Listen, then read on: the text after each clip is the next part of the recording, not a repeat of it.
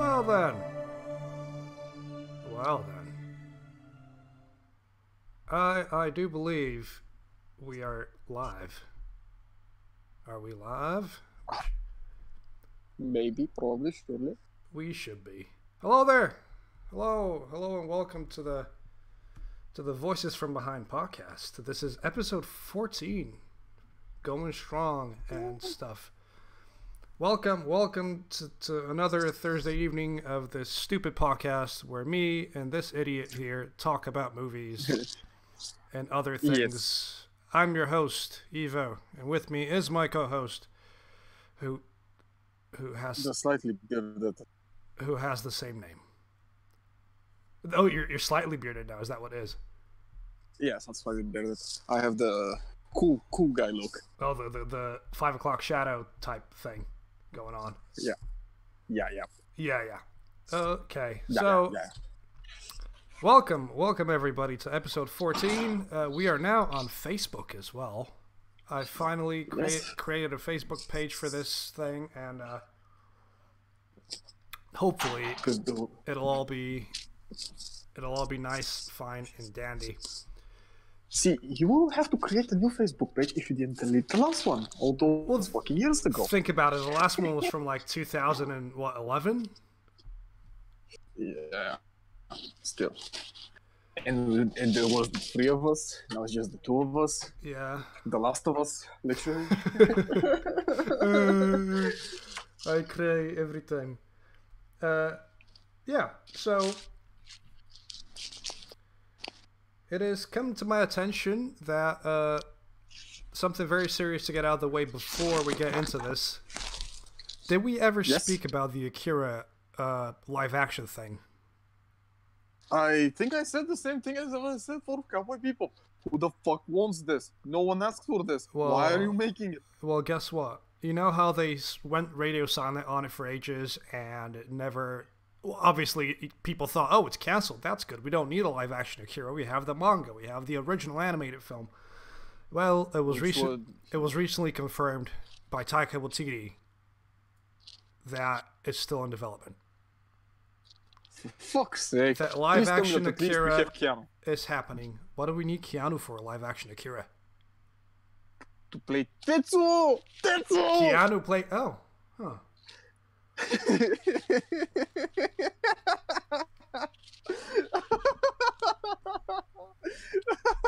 I don't... That... I'm sorry. Picturing Keanu playing a fucking 15-year-old. Keanu, well, I'm pretty sure that DiCaprio is still attached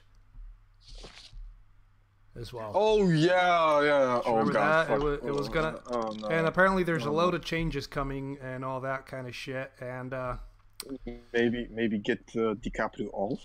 I don't know what's gonna happen. I'm just very upset about this. And well, apart from that, let us get into the usual shit that we get into.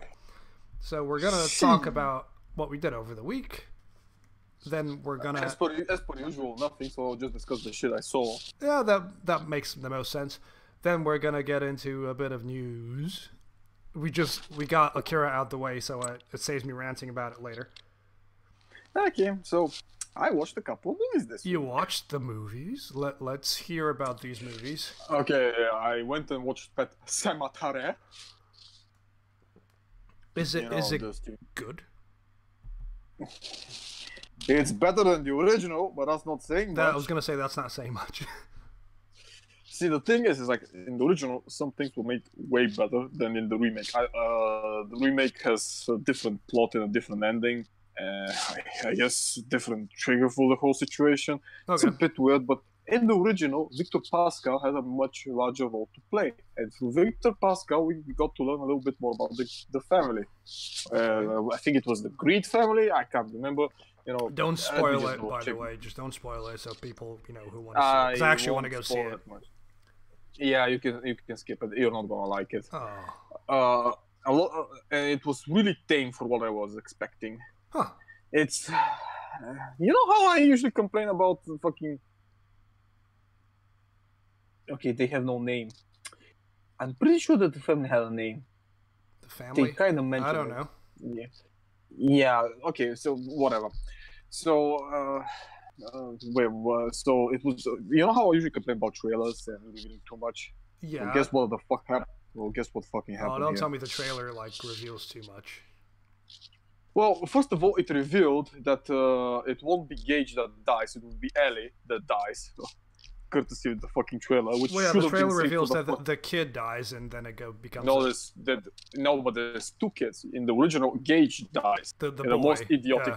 Yeah, but in here, in this one, it's the gal. Yes, and that's the problem because this should have been saved for the movie, not revealed in the fucking trailer. That's fucking dumb as bricks. Secondly, I mean, it went into more explanation as to why Judd did what he did, and his explanation as to why he showed Lewis the Indian burial ground, and it kind of went into explaining what's kind of behind the burial ground. Okay. And what makes so there's a bit more. up. So there's a bit more explanation as to what's actually going on. Yeah, because in the original it was just like, oh, it's an Indian burial ground. The original was an 80s film. You didn't really need a lot of explanation. It was a lot of here is what happens, and then people go, okay, this is the reason. Well, nowadays people just demand explanations left and right. I mean, okay, the thing is, it's like, I'm okay with the explanation as to what the fuck happens, because in this case, it literally matters, because even when the main character asks, why the fuck these things go up when you bury them there, and the guy goes like, in the original, like, it's just works. Then the question is, so why the fuck did they leave if they literally had a Jesus grant there? And he was like, because it turned bad. What? So you're trying to tell me that you're still trying to do it because you know that it turned bad? The fuck? I mean, please explain. This makes no sense. You know that this shit's not right and it's not working as intended and it shouldn't be fucking used. You still go and make the guy use it. Why? And here it kind of explains it, and the explanation is really fucking dumb. He goes like, oh, but it has a pool, and this pool makes you just go back to it. It just draws you. That's literally what he says. I'm like, okay, this is dumb as bricks, okay. But I guess it's better than nothing. I mean, it's something. It's not good. It's not amazing. Yeah, but at least it's some sort of explanation as to what's actually going on. So. Yeah. Secondly, in the original movie, Judd went on a tirade explaining that you should never bury fucking people there because when they go back up, they start eating other people because they're fucking zombies. You know? And they're mentally deranged, which puts us in the question that Lewis in the original is a fucking retard because he still goes and does it twice. And then here is like, I'm not gonna spoil the ending. The ending is, I like the shot at the end, and it still made no sense. Right. Yeah, so the other movie I saw was, oh, surprise, it's Headhunter. Remember last week I told you about this movie called Headhunter? Oh, yeah. I thought you saw Shazam. Yeah. Oh, I didn't. I was, because the thing is, I was like, because Vesco wanted to see Shazam. I was like, okay, listen, Shazam's gonna be in the cinemas for the next 2 fucking months, even 3 months. It's already doing really good in the box office, so.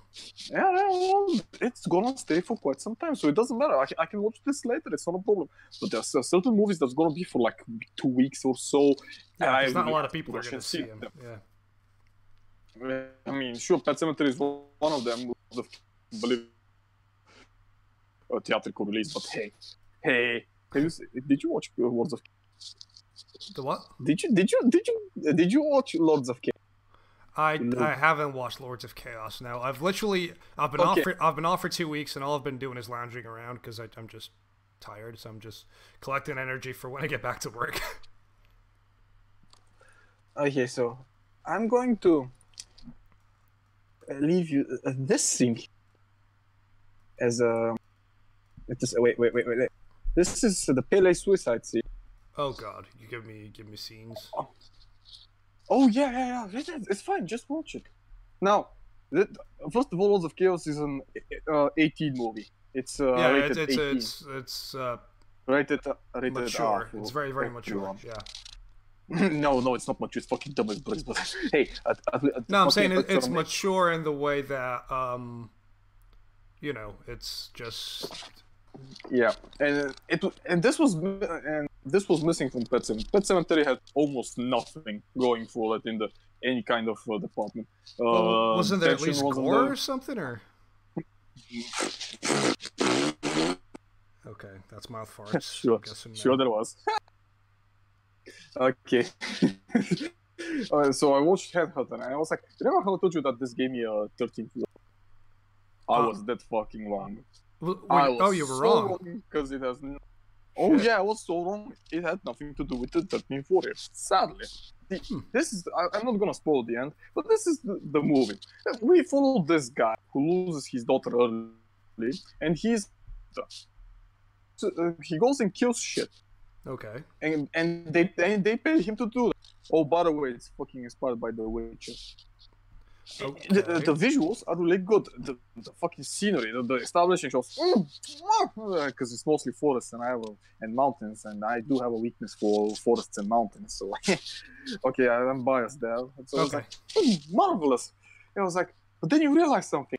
He's fighting off screen. I was like, he gets some kind of a letter. Then he goes, he reads. There's like, you need to kill. Then you probably hear sounds or some shit. Okay. And then you see how he spikes the head. He gets the head and spikes it on the wall and gets paid. It's like literally you don't see any type of fighting. So it's The Witcher, really but without the action. And it's really bad. Because Oh. I can accept it. It's like it's an indie project. It's fine. It's not really high budgeted. The costumes are really well made. Some of the fucking monster masks are fucking amazing. Some of them are not, but hey, you take as much. I can take as much as I can in here. But the fact that you don't see a proper fight for the whole movie is so fucking dumb on so many levels. It's kind of baffling. I can get if that's the main pull, it's a bit baffling to like not have that. I'm not gonna spoil the story as to what's going on, but for me it would have made better if it would at least see one of the fights. Even when he goes against the last one, you don't exactly see him fighting it. You just see its head. Huh. And it's just and the foreshadowing's done. It's not even. I'm not even gonna call it foreshadowing because it just slaps you in the head like with a fucking show. Go, guess how this is going to end. Right. And you're like, oh, this is not even remotely. And you're just waiting for it because it's not really well made. Okay, but whatever. In the end, it's like it's kind of well acted because it's mostly one person. Actually, it's only one person for 99% with his the main guy, and his little daughter takes like some capacity in flashbacks, and that's about it. And he looks like a fucking beast. You see him after fighting one, I don't know, giant white tape, because he brought the head. It was an ape-like head, so I don't know what the fuck he was fighting. But he's in so much fucking pain that he goes, takes a piss, and pisses blood, and he's in pain while that's lovely. That's just great. Yeah, but it doesn't break immersion because he's not just some badass because he takes fucking damage. Like these things are a fucking fight. But since you never see the fucking fights, you can't even appreciate. You just see your head and you have to reconstruct everything you had. It's like, oh, this giant, maybe it's much larger than him. It's like, well, because he's a big boy, he's a chunky boy, so he could be like a chunkster even. he could be like 3 meters tall ape. I don't fucking know. It's never showed up. Oh, look, it's a werewolf. Okay, sure, it's a werewolf head, but anything? No. It ends in a very predictable way. It left me with this baffling feeling because it was good. It is like it was shot well. It was acted well, but it fails on a fucking conceptual level. It's like, imagine this, you're making a werewolf movie. Just a general werewolf movie. What's the most important thing in a werewolf movie? Seeing the fucking werewolf. No, it's the transformations. Well, yeah, just if you want, to anybody that hasn't seen American Werewolf in London, to this day, that is the best werewolf film ever made. Oh no, it's not the best werewolf film ever made, but it works in this way that it shows how to make a werewolf movie. Werewolf movies are based on the transformation itself, so you need to see the transformation. You can have literally the lowest budget werewolf movie in existence, but you need to make the transformation good. So all your money has to be poured there. If you don't do it properly, well, people are gonna fucking hate it because that's how those things work. And this is exactly kind of the same situation.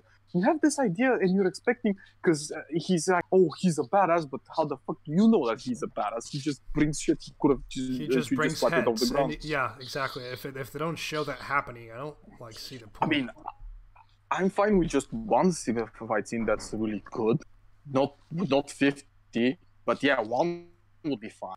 But it was like there was a couple of other movies I saw. I actually watched the Phantom of the Opera. Well, the Jared Butler one, or no, the original one. Okay, please, I have some fucking taste. The original's pretty good. I wouldn't say great, but it's decent. Wait, which original? Which original? Oh, the black and white zero. Sorry, it's not zero sound. Babe, what's the fucking order? No sound, only text, and some music in the background. Classic one. The original, the 1923, I think. I'm gonna go with that one. Like, when movies were at their peak and they never went up after that. Well, it's the mostly Hammer movie. It's like I had to watch down Train of Busan somehow. Oh, and I'll get to Train of Busan with the course of the podcast. I'll get to that one. I love that film so much. It's so bad. Also, there is the Haunting of Sharon Tate. Yeah, I heard about that. Yeah, I've seen the movie before, but not the same movie. It's a pretty famous story. It's with Manson. It's the Helter Skelter himself. Yeah. I think it was kind of made ages ago, but I can't remember the name. I've seen it like 2 or 3 times. It's pretty dumb. But I've seen the movie before. And this is the problem with these types of movies. I've seen it once, and I remember it. I'm just seeing it like colored differently with different people. It's nothing special. I don't know why people are going on a tangent on this one. It's nothing special. This is the problem, because when it's nothing special, it's just like, because you can't change the story because you're making light of the thing that happened, because it's a real life story. Yeah. And it's never gonna go well. So it's like, this is gonna be bad. It was like, it's well acted, kind of well shot at times, but it's kind of boring for me. Honestly, I need to find the name of the original one. What the fuck? Okay, let me get the Sharon Tate movie. Not this one. What's the name of the original one? I don't know. I guess I think it's a Netflix one, so you can check it out. Yeah, it is on Netflix. Oh, by the way, it's a 13% Rotten Tomatoes and 3.2 on IMDb. I wonder why. Ooh, that's a score. That's a great score. And 8% on Metacritic. That's like... Speaking of percentages, my CPU, according to OBS, has been running decent. It's been under 20% the whole time, and I've been dropping frames like mad, even though we're literally just running an image. So I don't know what's going on, but I think the audio is fine. It sounds fine. It's just weird to like OBS keeps going, "Oh, you're dropping frames," and like, what do you mean I'm dropping frames? It's just one image that we're showing. Ridiculoso. Do you want me to get into my week while you're looking at whatever you're looking at? Yeah, well, I think I watched a couple of things. I even went back and rewatched Princess Mononoke and fucking Ninja Scroll just because I can. Both great. Bitch boy. Yeah, that's pretty great. Ninja Scroll is the gateway to anime for a lot of people. And the fact that there's titties in it as well. There's always titties in it. Yeah, it's anime. It's animus. It wasn't Mulholland Drive. What the fuck was it? For fuck's sake. Oh, I don't know. Murdered by Manson family. Oh god, you're because it's the Manson Why are you looking that up? I went to put my guitar in for repairs. Yeah. You know, the guitar I bought from Manchester and I was very happy with. Turns out I managed to snap the cable where the amp connects. I was like, oh. So I went to this guitar shop in downtown, and I'm speaking to this guy who's like taking my details in, just to so they can call me when it's done. And he kind of looks at me and he goes, "Ivo," and I'm like, "Yeah, Solov, yeah. Is there any Bulgarian in that?" And I'm like, "Yeah." "Oh, because I'm Bulgarian." So it was, when you just don't expect a Bulgarian to pop up from a corner, and you're just there speaking to them, and all of a sudden you're both speaking in Bulgarian, and it just happens, and you're like, "Oh, that's..." Yeah, okay, so I found it. It's called Wolves at the Door. It's called the movie. Yeah, I was going towards Manchester, and on my bus, I was going on the double decker on the second floor. I was like, and people are playing loud music on their phones. Oh, God. That's strike number one, because you know where this is going. I was going back close to the train station. I was going down. I was like, "Oh," and I hear the mother language, and I was like, "Oh, no. Fuck's sake. Of course you fucking creeps. Of course. Who else would do this shit?" And I'm like, "Well, it's almost 2 o'clock, motherfucker. It's 1. It literally just passed 1. Oh, great. You're telling me you can't tell the fucking time on your phone? You goddamn illiterate little cunt." And I was like Vesco said, just yelled, "Kurzalewski and leave." And I was like, no. Oh, no. No. Because this is probably going to erupt in a fight, which I wouldn't mind, but yeah. It's not, fighting over football is like the stupidest thing you can fight over anyway, so. No. See, it's just an excuse. Yeah. It's just for a lot of people it is. Reasons to drink. Yeah, reasons to drink. It's raining. Second reason, it's not raining. Choose one. You're always drinking. Pick a reason, yeah. But who's of you gonna drink tonight? Don't. I actually went out drinking Friday night. I went out Friday night, had cocktails like a classy boy. Of course. It was actually a really, really, really good night, and I woke up the next morning, no hangover. Because you're drinking cocktails, not drinking alcohol. Yeah, that's a good point. But still, I had me some drinks, and it was a really good night. And apart from that, I don't think I did much else. I watched the latest episode of Doom Patrol. I let this one simmer for a bit. I'll probably again watch it when I kinda end. I mean, kinda ends. I know what you mean. So you can just binge it in one. It's just weird. I'm enjoying it. It's going directions, and it's zany as hell. And the latest episode was about a street that accepted all kind of queer people, and the street was sentient and it teleported around. Yeah, exactly. It's just such a stupid premise, but it's great. And you got to hear Matt Bomer sing, so I wasn't complaining at all. No one's complaining about Matt Bomer performing. He's a great actor. Yep. He deserves all the credit. Even when they wrap him up in fucking bandages or put a shitload of makeup on him, he's still doing great. I mean, now you remember so fucking raving back in the day about the Superman, about Matt Bomer. Yeah, every time I see him without the bandages or without the makeup in the show, and I just look at him looking at the way he does, I'm like, he should have been Superman. Like he would have fucking crushed it as well.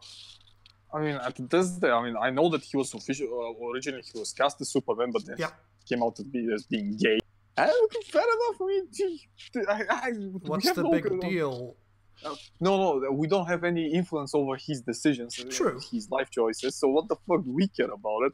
I was like, and then suddenly they cast Henry fucking Cavill, who kind of looks like him. If you actually, he fucking looks one. I remember even when I was telling this Vesco like fucking 6 months ago, he was like, "Are you sure about that?" I was like, "Bruh, give me a minute." I went on my phone, I put Matt Bomer, I put a picture on my phone, I showed it. I was like, "Bro, Henry Cavill, they both look so fucking alike." Oh my, what? They're literally like twins. It's like, oh no, they're not. But you get the feeling. I mean, this is the original one that should have played fucking Superman. Yeah. They look alike. It's a bit scary how alike they look. Yeah, and talented, the other is not. I'll let you decide which one's which. Well. What else did I do? But hey, fair play to Henry Cavill. He called a break. He's making money. Fair enough to them. And he's the Witcher now as well. He's gonna be the Witcher in the Netflix series. Yeah. Apart from that, I played a bit of Dusk. Did you finally finish the fucking I have game? nearly finished the game. Yes. I didn't finish. I did not finish episode 2. Cause which level? I'm like 1 level away from the end on the 3rd episode. Did you skip episode 2? What?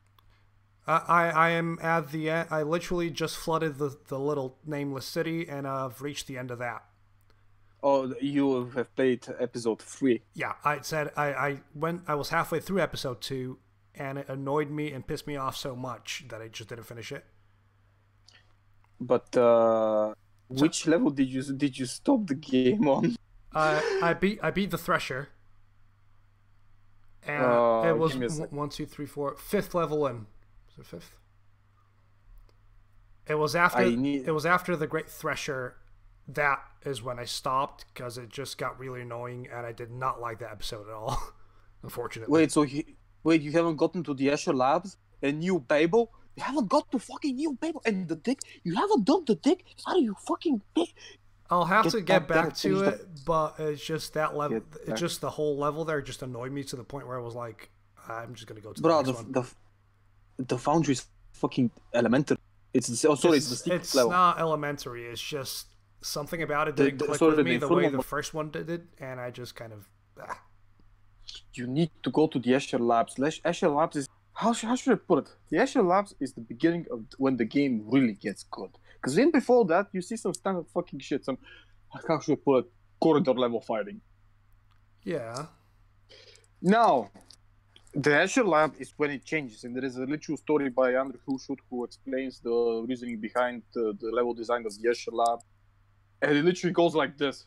I was so bored because it will be so generic, I did something different. Go and play that fucking level. Okay. You'll see what I mean. I'll get to it.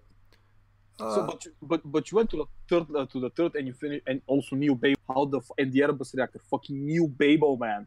New Babel is so good. Again, I got annoyed, so I kind of skipped it. You know what I mean? So it didn't really... No, I don't. I never fucking skip this shit. I never do. Never.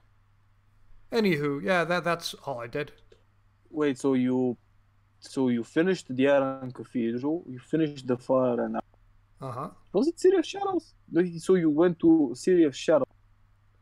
The level was the Shadow City or whatever it's called, or the name City was... of Shadows. Yeah, that's the one. Shadows. And I got to the bit where I flooded the whole thing, and now I'm on the next bit. Yeah, this one's easy. Also, you also now afterwards is scripted the flash. Good luck on that one. I love the sword. Trust me. The sword and all the fucking mechanics behind it is fucking great. Oh, we also have to do Blasphemy. There's still some time. And bring the Brimstone. Oof! And Homecoming. Ooh. Yeah, but, also, there's one thing that I would like to have in the game more is the runes, but the specific ones, like the one that you use to climb, and the other one that is basically just the game just becomes super hot. Yeah, you find that for the first time. You find that in the Escher Labs. I know. I was there. That's where I found it for the first time.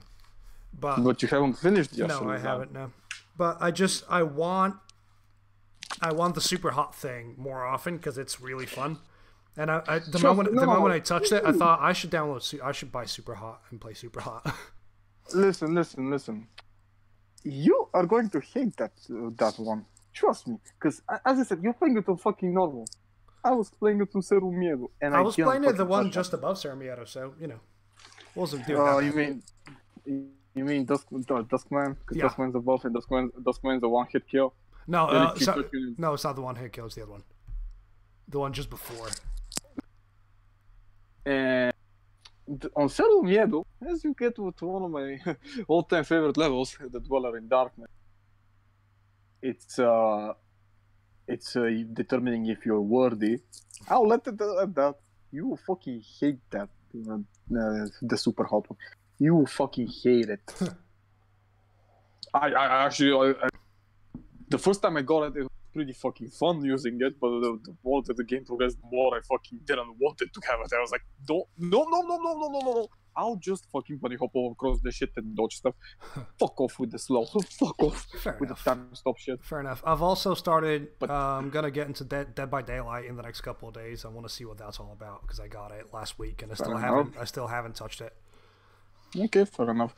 And I presume you haven't played Blood, obviously. I played a bit of Blood, but not a lot. I've been been trying to like sort my TF2 inventory out because there's still a few weapons that I'm missing. And I thought I'll throw £4 into my Steam account and just go on the community market and get a bunch of strange ones for like 20p each. So I've been doing that sort of, and I've been testing those out. But I've been actually doing a lot of drawing the last couple of days because the weather's been real nice. So I've just been going out because when it's nice and sunny out, we don't really want to be inside most of the time, especially here when you don't get it that much. Because it's been so nice, I kind of like went out and I bought some shoes. It's becoming a problem. I know. Yeah, I got me some shoesies. Yeah, do you wanna get into the news? Speak about the news. Speaking of news, I just found this, although I think I found it before we started. You know Ian Glenn from Game of Thrones? No, because I never watched that shit show. Neither do I, but an actor called... Is it Ian Glenn? Ian? Yeah. It's a Scottish guy. He is going to play Bruce Wayne in Titans. Nah, I can see that work. That's fine. Isn't he a bit old to play Bruce Wayne though? Yeah. He's 57. Oh fuck. Yeah, I can live. Yeah, I can see that happen. Yeah, Classic Scottish guy. I can see that. That's not too bad. Oh, here's the thing. Yes. So, for all you Scottish guys out there, ooh, from the 18th of April towards the 21st of April, you're gonna have Dead by Dawn, which is an Edinburgh Film Festival. Oh. Which means that you have to go to Edinburgh, whatever. But yeah, there's also gonna be, I mean, it's a festival, so you're gonna have a lot of things to go and watch and do and stuff and whatever, and Q&A panels with people. Oh, that's next weekend. Yes. I'm at work because there's a bunch of people that are already off. So I wonder why. Sick son of a bitch. Well, technically, I was gonna get a later week off, but then it turned out that I'm getting this week off instead because the holidays. That's the only way they worked out. And so also read the R-rated sizzle reel for Hellboy. Yeah, speaking of Hellboy, when you said the sizzle reel, the first reviews are coming in for that film. It's bad, isn't it? And one of the articles that I saw, because obviously everything has to have a clickbait title nowadays, one of the articles had, I think I've still got it up here somewhere. No, I don't. Basically, the article was the race for the. Hey, there we go. There it is. It's in on Games Radar, which whatever. The race for the worst movie of the year is heating up. So. Okay. Yeah, Hellboy is apparently not that great. Yeah, I expected as much. Yeah. It's getting kind of lambasted, which kind of not surprised, but I also don't. I think it's a movie that should have been made a few years ago instead of making it now because it felt dated by just by looking at it, the storyline itself. I mean, let's be fair. Hellboy 2, the parental advisory, Golden Army, yeah. The parental, the young adult parenting fears, the movie. It's just, I mean, I know what they're aiming for. They were but it lacked a lot. It was too centered on fucking side stories rather than action, and this one feels kind of the same. It's like, because the original one is pretty fucking simple. Oh my god, Nazis are trying to, which god was it again in the original? It was Rasputin. No. But they were trying to resurrect a god. And I don't know. It was the fucking devil. It was just get the devil in here, and the devil will do the devil things. And I'll check this one because it's just being once in a fucking while. Oh, which one? What is the fucking synopsis storyline? But it was like, so they were trying to resurrect the big bad guy, and they had this the team of I don't know, fucking Rasputin, some the sand Nazi with the blades in his hands. Yeah, and female dumb bitch, I guess, and Samael, the demon, that's basically never always resurrecting kind of a Jesus motherfucker that's a dog. And the good guys had a ape sapien who's basically a merman or a seaman. And, hey, ever heard the one about the gay whale? No, he bit open the submarine and sucked out all the seamen. And Liz Sherman, who basically he's just fire starter. She just goes fucking bonkers with fire. And Hellboy, who has a big fucking gun. Yep. And punches things really hard. But it was fucking simple. It was like good versus bad. They just went towards action. They were like, "Oh, look, we have to stop them. We're gonna go and try and stop them." We kind of fucked up, but we can still stop them. Oh, we stopped them, but at a terrible cost of our fucking kids. Fine. So people kind of like that. Second movie was like, oh, we have this brother and sister that are interconnected through injury. So if one guy, if one of them gets injured, the other one gets injured. They always know that. I feel like the second one is the studio. The studio told Del Toro he could do whatever you want, so he just went as Del Toro as possible. That's what the second one is. No, because the thing is, it's like the second one misses everything.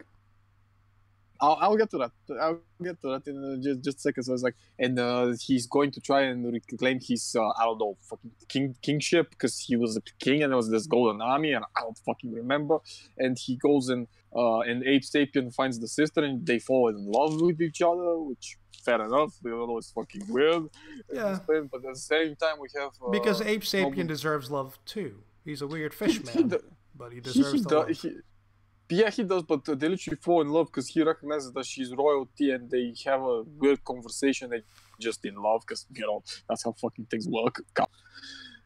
No, that's how it works on Tinder, and usually that is not involved love. There's also and they know each other. So after they bring the sister Princess Nuala and Prince sorry, I'm just literally bringing the shit out of the IMDb at this point. They bring Princess Nuala to the place. Nuala comes out and almost kills Hellboy. So they go on this fucking adventure of them having to resurrect Hellboy. Kind of fucking save him, but at the same time, the trouble in paradise between Liz and Hellboy, and then Ape Sapien finds out that she's pregnant, and she doesn't believe it, but then she takes a fucking test and turns out she's pregnant, and she's fucking scared because she doesn't know what the fuck to do, and Hellboy is just he's just a teen, he's just a fuck boy.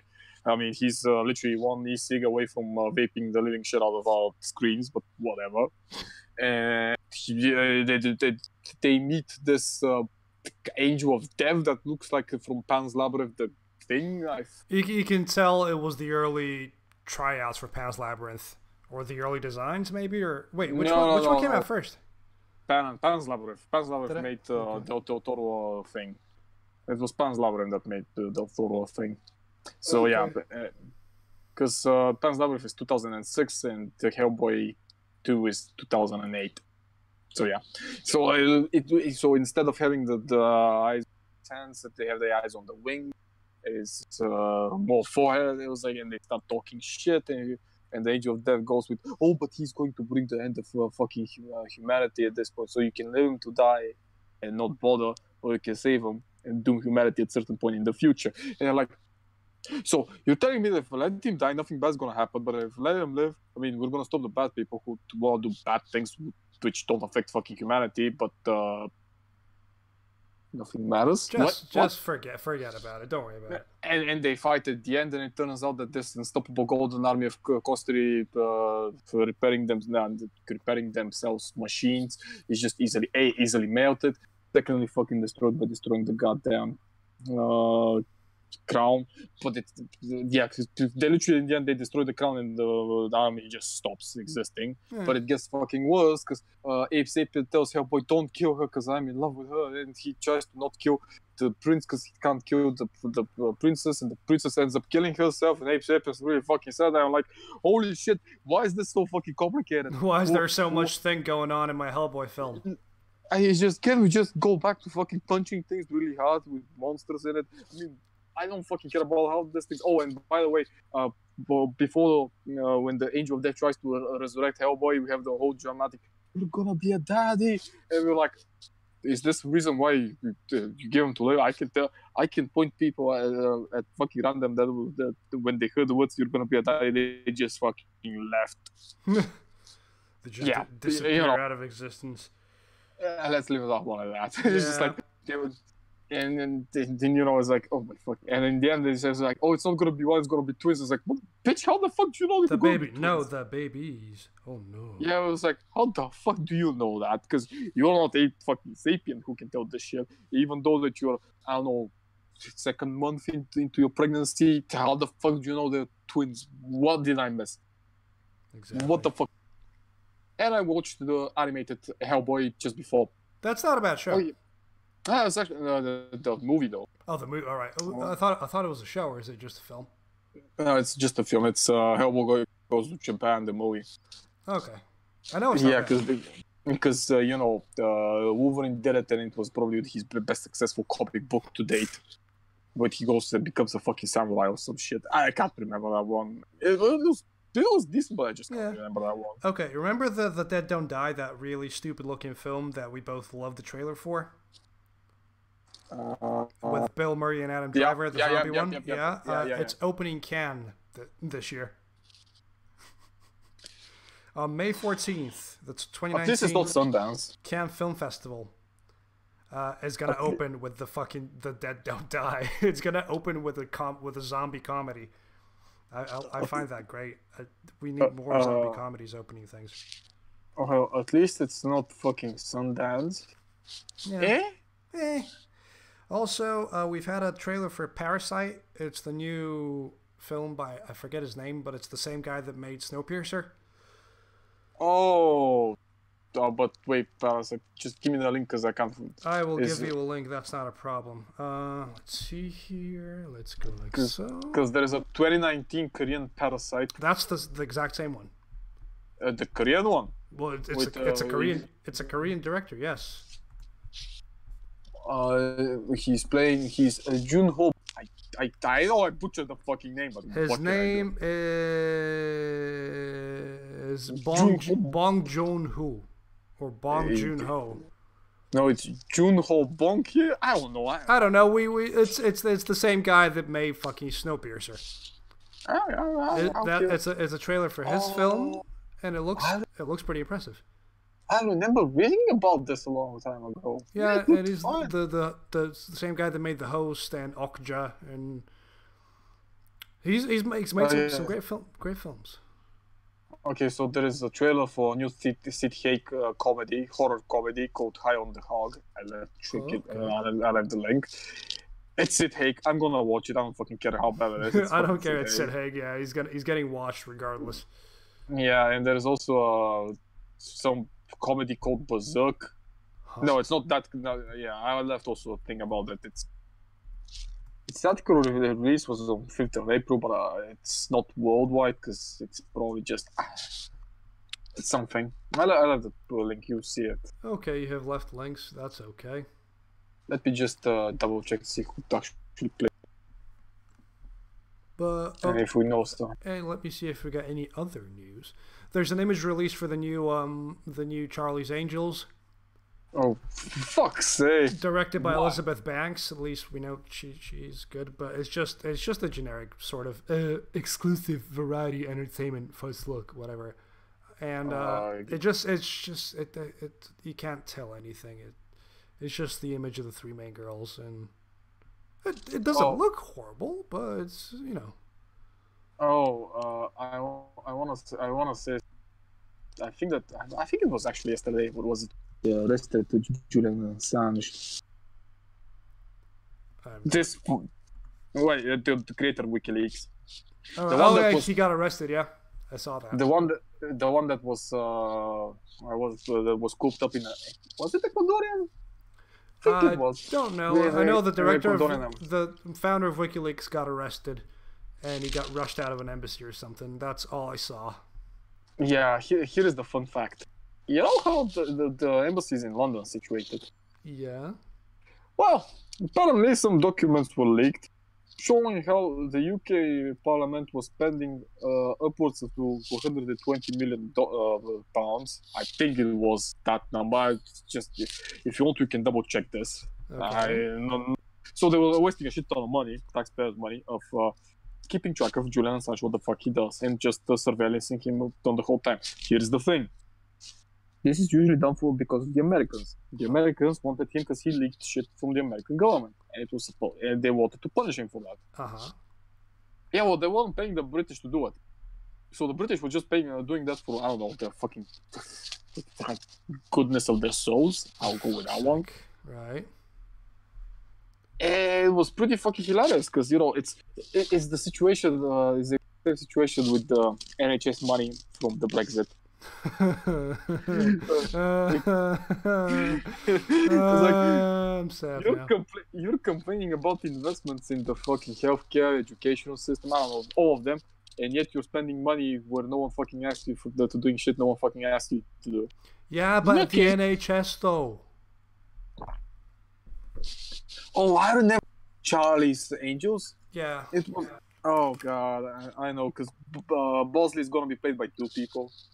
Mm-hmm. Oh wait, and Patrick Stewart's also named as Bosley. What the fuck is it? Oh, and Kristen Stewart's in it. Fuck, I'm not gonna watch that. Let me have a look if we have any more news to be talked about. We talked about Akira and how upset I am. Oh, the new, the Disney streaming service, Disney Plus or whatever it's called. Another one? No, there's just the one that's going to be coming out. All the shows and films, I have the information here of all the shows and films that Disney's planning to release on the service. Yeah. And pretty much all the remakes are going to be there, all the originals, in development films, television, Star Wars is going to be there, Marvel films are going to be there.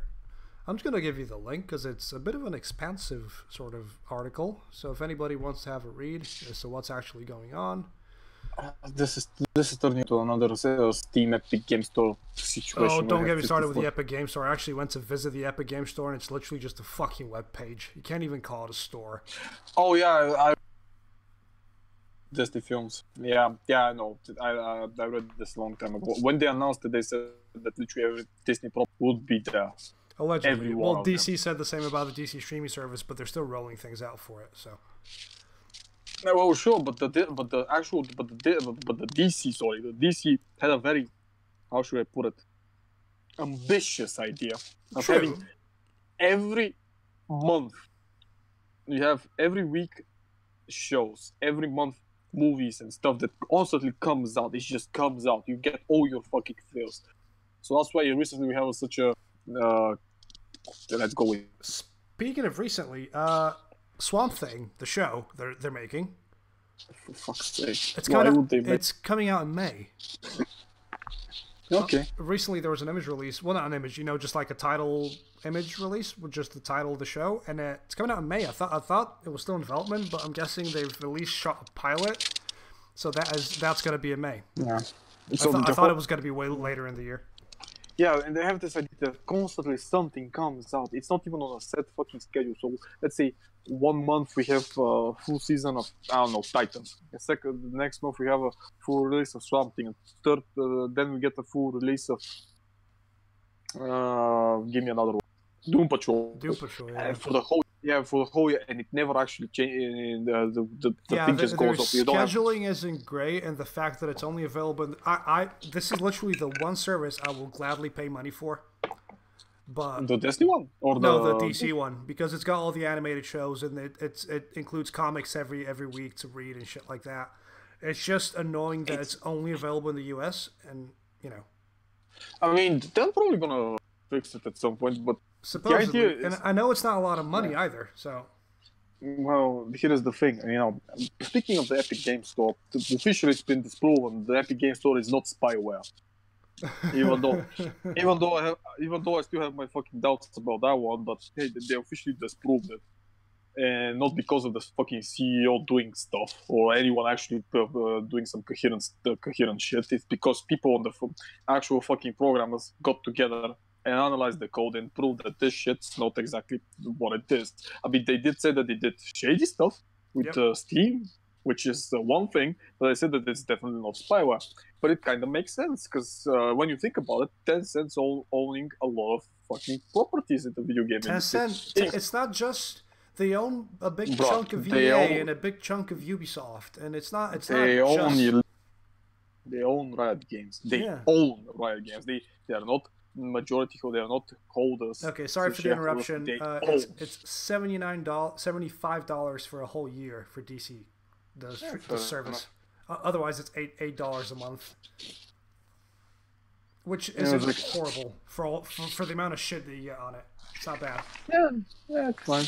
And it's like, but the thing is, most people are pissed off is because the way Epic Games Store goes about it, they literally bribe companies to get the shit exclusively on their store to force traffic on it. And that's pissing everyone off, because it's because they got that Fortnite money, and because of the Fortnite money, they can afford to Yeah, but the store's created it's created by literally inept employees. And it's causing a lot of problems. Yep. And for the sake of an install base, it's just stupid. Somebody was, what somebody was saying? They were saying that Red Dead, when it was coming out on PC, or when it was going to come out on PC, is probably going to be a timed exclusive for the Epic Game Store. Yeah, I know that. I actually know about that Which is fucking stupid, because it's a Rockstar game, and people play those on Steam a lot. And it's... let me put this one on. Chief Collection is coming out on PC. Yeah. Yeah, we're getting Halo free on. You getting Halo on? Yeah, I know we're getting it. Yeah, but it's only gonna be on it's probably just gonna be on the Microsoft Store. No, they officially confirmed it on Steam. That's good. I mean, even if you look at it, took them long enough to actually get Halo to PC. So. I mean, I'm not actually against that, because Halo for me has to stay on Xbox. It's one of those flagship franchises. You can still play it with a controller though. But the idea, this is an exclusive. It should stay on one place. True. You can't. I mean, I'm also waiting for fucking Persona to show up on PC at some fucking. Can you not just emulate that and play it normally? Bro, you can't fucking emulate PlayStation 2 games properly on a PC. Let alone fucking PlayStation 3 and 4. Because let's be fair, Persona 5 is a PlayStation 3 game that was released for PlayStation 4. So yeah. Again, I haven't played any of the Personas, so. Emulating games on the PC above the PlayStation 1 is fucking... It's not stable, it's not working 90% of the time, so you have to be really lucky into getting it to work. It's something I don't even know. I think I read as to why it's not possible. It's not the specs that's the problem, it's the way that it's coded, I think. I'm not sure. It's not like I'm a professional. I forgot to mention, actually, last week I went to film a gig. You did say you were there to film a gig, I think. I'm not sure. Yeah, I filmed one, and I realized that we're doing something really stupid. So when I'm syncing up audio, because I'm basically filming this from like 3 different angles with 3 different cameras, so the audio is coming from 3 different places. I need to sync up the images. So like an idiot, I would sync them up by ear, okay? Not realizing I could just look at the waveforms on the audio for each clip and just match those up, and I wouldn't have to do it. I know. I feel like a fucking idiot saying that, but then, I don't even know how to respond to that one. Yeah, exactly. You don't have to respond. I'm just an idiot. Imagine watching back the stuff and see how badly it's spliced. No, it's not spliced badly. I still splice it fine, but now that I finally realize how much of a dipshit I've been, I can splice it up even easier. So, last week... I got a fucking horrendous movie called Train to Busan. It's not horrendous. It's good. Okay, so I need to get back up, because I have to look at the MVP page. Oh, you're smoking. Okay. Yeah. For those that don't know and want to feel real sad, Train to Busan is a Korean film about a zombie apocalypse that breaks out on a train. Taking a lot. and it's taking a lot of things from Western and It's some very and yeah, Western, you know. it's very Western inspired, but it's also very Korean in the way they approach a lot of it. Almost none of it, because okay, I'll get to that. Excuse me. Titles that were on my version, fucking right, because I can't tell you the names of any one of the characters. Oh, you don't have to. I don't know the names of the characters either. So I have to literally look at it and go like, Song Yu Hye, he was this guy. So and this is a problem. Usually I don't have this kind of problems even if with most movies they don't have 50 fucking people in them that have fucking roles and stuff to do, because this is typical for Korean dramas, TV dramas, and yeah. This follows the same fucking tropes of having too many characters. Yeah, it is the way Korean cinema sort of works. Is they introduce a lot of characters that you can at least identify with one, and with none. Although with trained waifus. Trained waifus are best waifus, yeah. Trained waifus. But it's basically about a dad who is a bit of a deadbeat, and he just works too much, and he takes his daughter to go see his estranged wife, and they get on the train to Busan, and while they're on the train, the zombos start. And it turns out... Let's leave... Oh, you're breaking up. Just leave the bit of how it turns out where the zombos come from. Leave that until the end. I mean, it kind of matters. No, it matters. It matters in the context, yes, but because we have all the influence the movie has. Trust me. Oh my fucking god, there's including your favorite fucking movie. What's my favorite movie?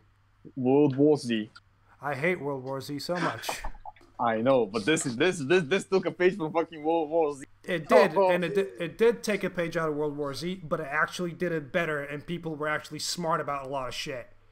Nah. Well, World War Z is the one where somehow a zombie got on the fucking plane and was chilling inside the fucking toilet, and it was quiet until action had to happen and the plane had to crash.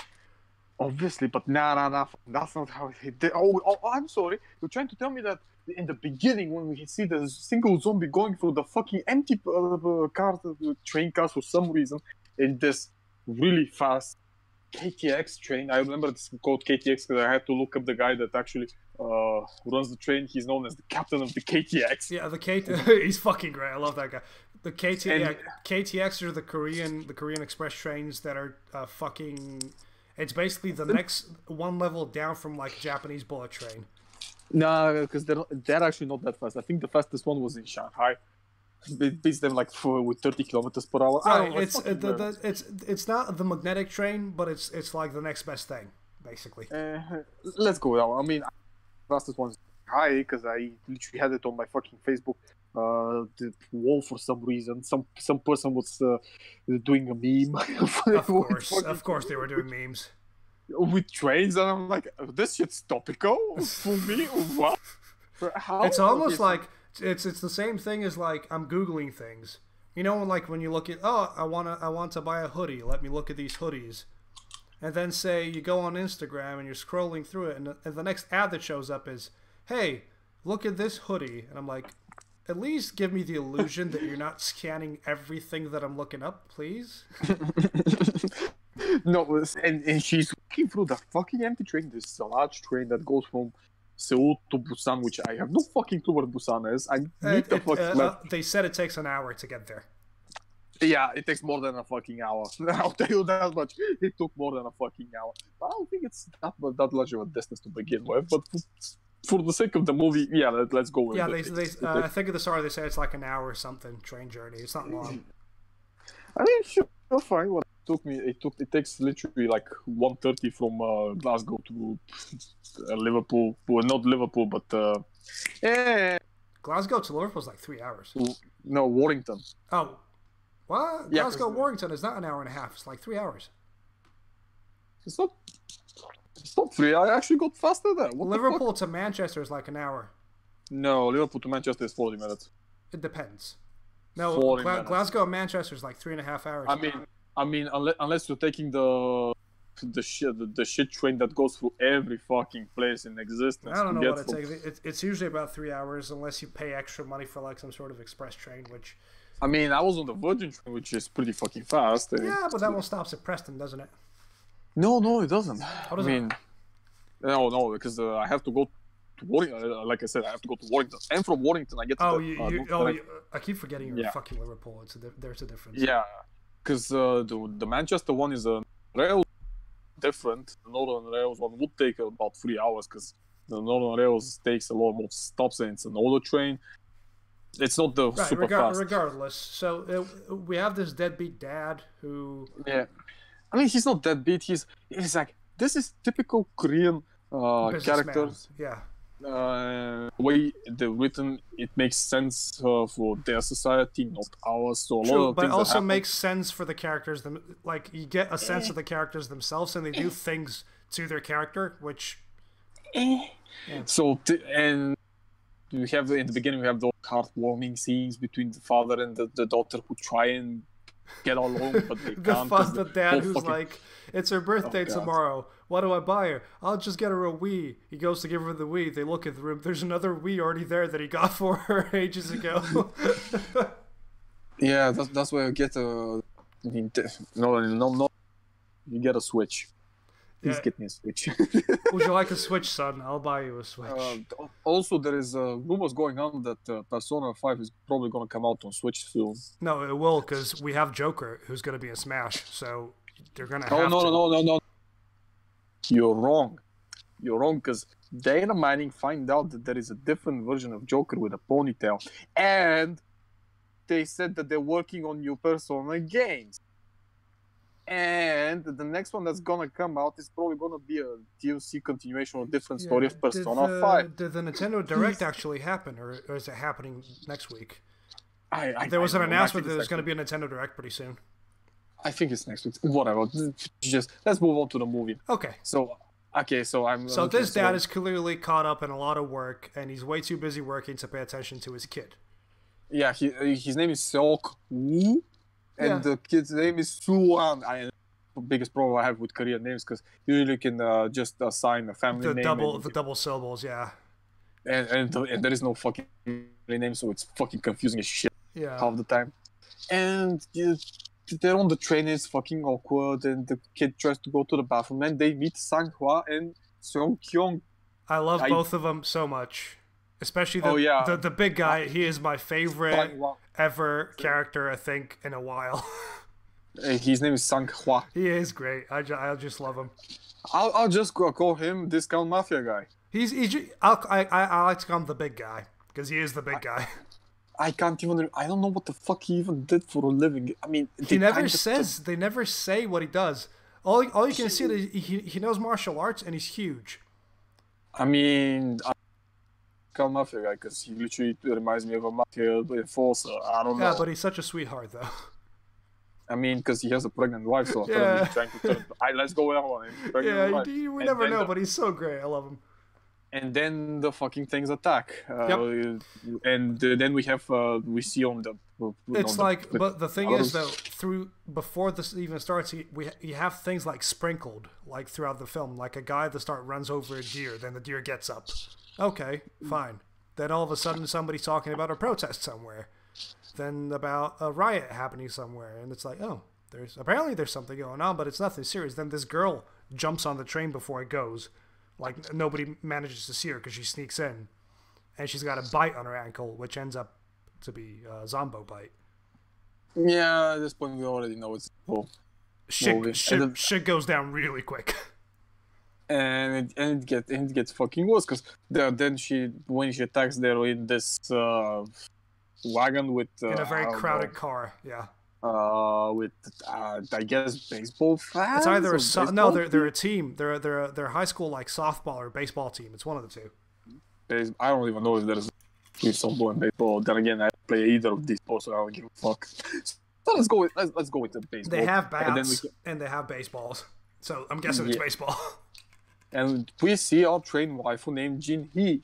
Yes. Or Yin Hee. The cheerleader for the team that fancies one of the boys who's trying to avoid her as best as he can. So he's being very Tuntun about it. which doesn't work in the end. And then Oh god, yeah. I think the guy's name is Young. Yeah, it's Young Suk. Okay. Young Oh, wait. Okay, Young Son Suk is a Goku. different guy. Right. No. So let's just call him Sorry. train waifu Young and baseball Suk boy. Yeah, and they kind of managed to escape somehow, but half the team is dead. Yeah. Sorry, reanimated. And then we meet Young Suk, the asshole. I fucking hate that guy. I hate it so much. See, but this is the thing. If you read a lot of manga and manhwa, you watch a lot of the weeb shit. You'll know that this is literally stereotypical stuff. They're all stereotypes for quite a bit of like Asian sort of cinema stereotypes. Yeah. Yeah, but it just doesn't work properly because it doesn't work in a Western context, but it works quite a bit in theirs. It still doesn't, because the thing is, it's like they're behaving in such a way that it's unbelievable even for their standards. Because he's the whole concept of him acting like an asshole is he wants to go and meet his mother who's waiting for him in Busan, I think. Yeah. Was it Busan? Yeah. So he's behaving like an asshole to get to her. But that's the thing, though. Even in our fucked up movie, we have those irredeemable assholes. They behave in a very specific way. This specific way makes sense. Here, it doesn't make sense because his asshole-ish behavior is based out of fear. Yeah, he's a whiny bitch boy. Which, fair enough. But in our, it's not based on fear. It's him being a fucking asshole by birth. It's like even if they're both this guy in Asian cinema is your typical like coward who manipulates people for his own gain, who will gladly throw anybody under the bus, or in this case under the train for the sake of getting out alive. And I've always hated these types of characters. I can point you out to a lot of especially manhwas, because I think this is specifically typically Korean in the way they portray it, and you see that it just doesn't work after a while. It just makes no sense. A good one that I could tell you that has this type of thing is called Hive. Hive? Yes. It's about giant bugs attacking Seoul and people trying to survive. Let's go with that one. That's a Korean film as well, isn't it? Or is it I manga? don't think... I think there is a film. That's a different thing I'm thinking about. Never mind. No, it's a manhwa. And now you're trying and fucking manhwa. Manhwa is a Korean version of a manga. Yeah, instead of having to read from right to left, it's a Korean comic book. Yeah, but instead of reading from right to left, you read from left to right. Like a typical standard Western one, yeah. I've linked it. I will have a look at it later. I have everything closed because I keep dropping frames, and I'm hoping the end recording is okay. And the second thing is like there are usually those really long pages that you have to scroll through, not like most pages that you just click and go to the next page and it's well formatted. That was really annoying. But yeah, it's like it just doesn't work after a while. It's good in the beginning. In the beginning it's fine, but after a while it just makes no sense because there is no gradual. I should say it's just stale. It just remains and is always stale. Okay. And this thing happens accordingly in the whole movie. This guy, let me just again find the name, Yeon Suk, not Young. Yeon Suk is just the asshole guy. Yeah, he remains the same for the whole time. Fair enough. Yeah. But this is a 2-hour movie. He's the only real antagonist for the film. Oh no, not really. There's a couple more that you can call them that. I mean, when you think about it, because the people are also easily manipulated because he's speaking with some form of authority. Yeah. They also get they become sheep that just follow the biggest like baddest. Very a la The Mist at one point with the whole society crumbling on itself. Yeah, there's also a homeless man. Yeah, I'll get to him. Yeah, he no name, just homeless man who somehow got on the fucking train. I don't know how the fuck. Basically, at the start, one of the conductors goes to the captain and he says, "Hey, there's a guy that snuck onto the train. Maybe we should go speak to him." And he's just like cowering inside a toilet, saying, "Everybody's dead. Everybody's dead," and that's pretty much all he says. Yeah. And I thought at first that he was going to be the one that spreads the infection, but then it just turns out he's just the guy that managed to get away. and you know, they to escape them from all the sort of zombies. And our main guy, So Koo, closes the door in front of Sanghua and Song Kyung. Oh, sorry, In front of the guy. big guy and the pregnant lady, yes. Mafia guy and his waifu. Yeah. And then he lets them in because his child says, "Oh, I know them. Good to me." And he was like, "Okay, fine." It just shows you what type of guy he's like at the start. At the start, he's like very selfish and clearly. I'd say he's more cowardly than selfish because Yeah. he doesn't do it because of his self-preservation. He's always thinking about his daughter. And the whole point of him is because he can't connect to his daughter. He's trying to find a way to connect to his daughter. He's trying to find a way to connect to her somehow. And he obviously cares for her. So his first thought was like, "Oh, I gotta protect my daughter." Okay, fine. And so I'm gonna the kid has to say, "Hey, I know these people. Let him in." It's just not.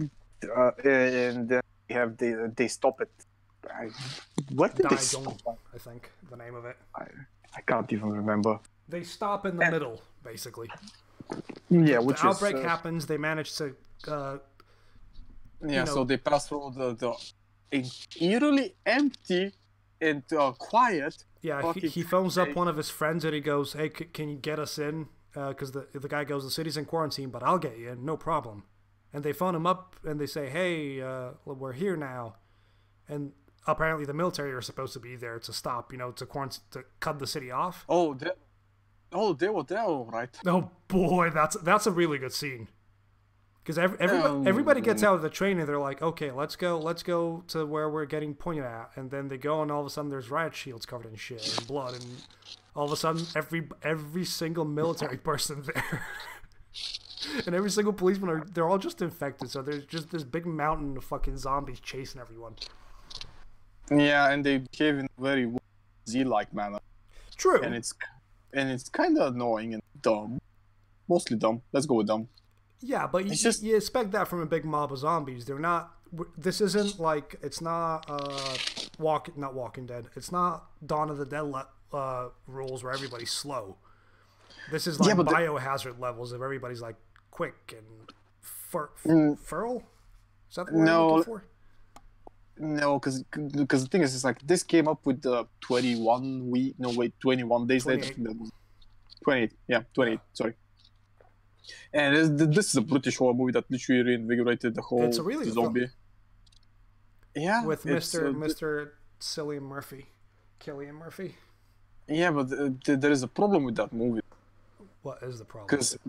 Because they're never called zombies; they're called infected. This is the thing that most people are pissed off about. Because you can't just call it infected. Because when you call it infected, you're not thinking zombies. It could be anything. Yeah. This is one of those like all-inclusive things that how dare you assume they're infected? What if they're just zombies? Huh? And the whole notion of the zombies being this, they're actually it's an infection usually. But... Yeah, let's go with that one. That's fine. Yeah. I mean, there's also I don't know how should I put it. Not very good stuff going on in these movies, but they're really important in the end because they reinvigorate the whole genre. Now everybody's just going on the zombies have to be really fast now because otherwise they're not scary enough. No, but don't get me wrong. These zombies aren't like the perfect killers either because they're idiots for starters. They're not like, and also but they're feral. Yeah, that's the idea. They're feral, and they're supposed to just spread the infection. They don't even eat their victims. That's the weirdest thing. They just go around spreading it. But that was the point of 28 weeks later. Or 28 days later. Yeah.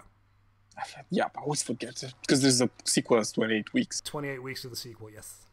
Which is also which has our dad, fictional dad. Our dad. Tim Roth. Best dad. Tim Roth. And I was like, and after these movies happened, it kind of killed the zombie while reinvigorating the whole franchise. Because now zombies have to behave in a very certain manner. It's even worse than before. Because when you think about it, when you watched Night of the Living Dead, I think that was the one. The original. I think it's Night of the Living Dead. Yeah. Well, all the dead films. Yeah. So they were done differently. Yeah. Because Night of the Living Dead. Wait. Isn't it Dawn of the Dead? No, Dawn of the Dead No. is the sequel. No, which one was the dead? No. Night of the Living Dead is the 68 film, yes. No, that's the original. Yeah. I'm thinking about the other one. Because there's a lot of the Dead movies, but this is the... Oh, Return of the Living Dead. I am sorry. Return is the one with the fucking awesome... With the really, really, really good practical effects. Yeah, but in there, it was done a little bit differently, because the zombies cannot be killed. No matter what you fucking do, they always survive. Those don't... Yeah, those are basically unkillable, regardless of what you do to them. Yeah, that's pretty fucking amazing. Yeah, the one where they burn him and he comes back and starts screaming brains and walk after him. That's one of the best practical sort of makeup / puppet jobs I've ever seen in a film, like ever. So now we're going back with the so they kind of let this one go. Fine, you know, you can't exactly have how should I put it? What's the fucking word for it? I don't know. All I'm gonna say about this one is that the zombie effects in this one are pretty good.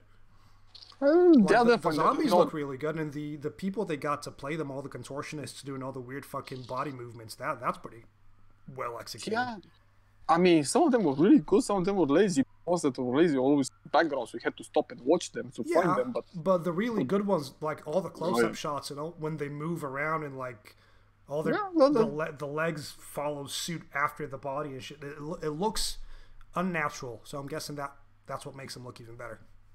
Yeah. Man, what was the name of? Because Night of the Living best scream queens of the and one hell of a one. Yeah, Night of the Living Dead is really good. So in this one, they get back on the train. Yeah. So and the whole process of them getting back in the train, and this is the one thing I fucking despise about this movie. Go on. Please tell me how much more fucking violence do you need in this shit? How many more? Not even good violence. Holy fucking shit! Everything's like. Yeah, the soundtrack isn't great. Oh my god! It's just please fucking stop with the violence. You ruin it. Violence is amazing. It's just you ruin violence. How can you fucking ruin violence? You fucking the soundtrack. That's the one thing I'll say about it is the soundtrack isn't great. Fucking hate it. It feels like they only had like 3 or 4 tracks for the whole film, and they tried their best to like use them. And this monotonous. I feel like a lot of it, a lot of the film could have done without music and would have been way better.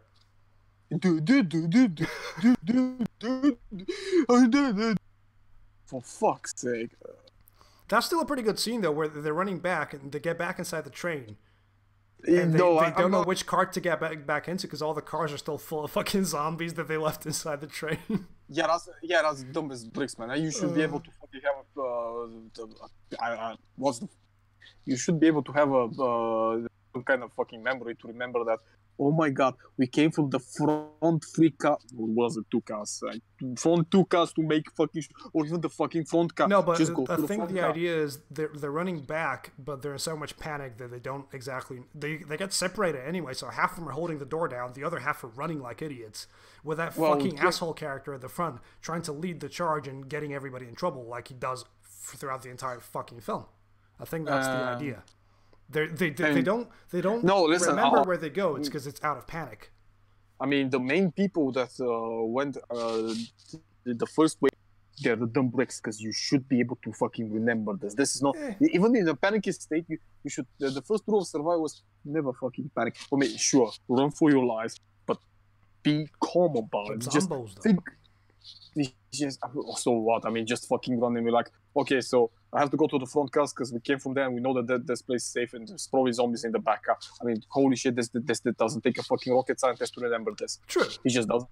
No, I see where you're coming from, but that doesn't, for me, it doesn't really ruin the whole film. And it kind of sets up the whole fucking movie because I can, what's the word?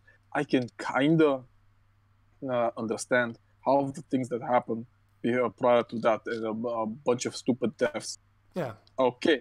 But after this, I came to a realization. This is gonna end up badly. Oh my fucking god, does it end up badly when it comes to the stupid deaths? And some of the deaths are kind of stupid, yes. I'll admit that. Stupid. All of them. Every main character that dies a fucking retarded death. So, The people that survive are able to call up the front two cast. It's the front two cast for a reason, and we'll get to why it's the front two cast afterwards. And includes some of the main characters, which includes Train Waifu. One of and some sister. There's two sister ladies that they show at the start. Yeah, and they just suddenly became relevant again. And this is what I'm saying about fucking Korean shit. I mean, it's not bad most of the time, but unless I have a fucking notepad of taking notes of who the fuck he is and what the fuck he do, it's just I get confused, and you have a 2-hour movie and you can't fucking remember all this shit because something's always going on and you can't pay that much fucking attention. And usually this works pretty fucking well for oh, for fuck's sake. It works for televised, serialized format when you have more characters and you can explore them so you can fucking remember. So you have like one episode would be on the fucking sister, the other one would be on the main dad, so with his daughter, and the other one mafia guy and his waifu, and one about young Book in Jin Hee, and the other one about young Suk, I don't know, some random guy, and it would work properly. But when you mash all those stories together, you're ending up with a fucking jumbled mess because you have to spend as least amount of time possible to on each one of these stories to make some kind of sense and progress the story at the same time. Yeah. And you can't fucking get that because that's not possible. You can try. Yeah, you can try, but it's not fucking working. So and the third sister that's end up in the front, she's kind of depressed. Oh, and some of the guys. The second group features the daughter, the pregnant wife, and the homeless guy. Yeah, and the other sister, and the older sister. Yeah, that end up in the middle of the train in like car number 9. No, they're in 13. No. This is our guys are 13. No. 9. Our guys end up in 9. The sister, the sister and the wife are in 13, and everybody else is further down. No. It's definitely the other because they came afterwards on the train. I'm telling you, they get on 8, and they look up. There's a scene where they specifically look up all 3 of them and see, oh, it's cart number 9. There are only 4 cars down. We might as well go. Yeah, I think it was whatever. So they have to the front afterwards. So, and afterwards they realized that these zombies work off sound and sight. So as long as they don't see you and then don't hear you, everything's fine. The idea is that when it's bright, they see really well, but the moment it goes dark, say the train goes through a tunnel, they go like, huh? Which puts us in a problem. Yeah, off noise after that. Yeah, and this is one of the biggest problems in the movie. How the fuck do these people know how many tunnels are from He has a GPS. Yeah. He looked on the GPS on his phone and he says, hey, there's tunnels here, here, and here. So we have this much time to do that. But the thing is like, how do you know the time between them and the length of the tunnels? I mean, because he's probably using like a train tracker app. There's plenty of those. You can do it on your GPS on your phone. You can literally switch your location on, switch the train on, and then it tells you where you are exactly and how fast you're moving. Yeah, it's how GPS works. It's the same as if you put it in your car. Yeah, but didn't they mention that they're not exactly going to Busan because they had issues and they were waiting for... No, they said that they're going to Busan anyway, but they need to know... Nobody gets told. Basically, the conductor, when he's at the front, he says, okay, we're going to Busan, we're just waiting on confirmation. And that's that exchange. That's all it is. But I don't tell them what the fuck to do because they didn't know what to do, which fair enough. I also don't know what to do. Which also reminds me, I was thinking about it. The movie kind of reminds me of Metro Exodus. Metro Exodus. It does remind you of the whole Metro thing, yeah. Yeah, but the thing is, like, Metro Exodus is highly romanticized.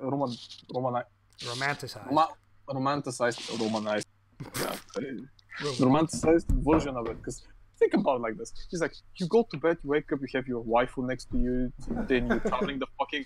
You literally your wife's next to you. You're traveling the whole fucking country. You see beautiful shit. Stop, you do stuff, and you move on. And you meet new people and new visitors and stuff. It's like that's fucking amazing. Here though, not as much. Well, to be fair, it's really different. But I romanticized version of this whole experience. I do that every day. Hell, fuck it.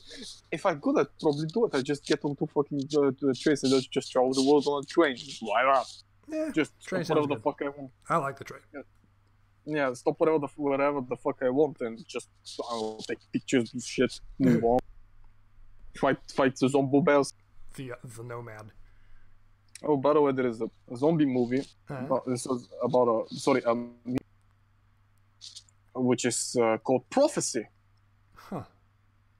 But not The Prophecy. It's just Prophecy. And this is why one of the reasons why I didn't know of the movie's existence.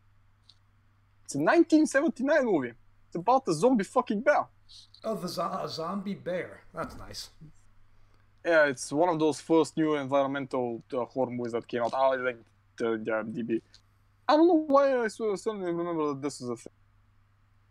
Okay, so they go on this tirade. Before that, they literally gear up to fight the zombies. Yeah. And it's fucking hilarious how mafia guy just fucking throws them around like little bitches. Like, that's such a good scene though.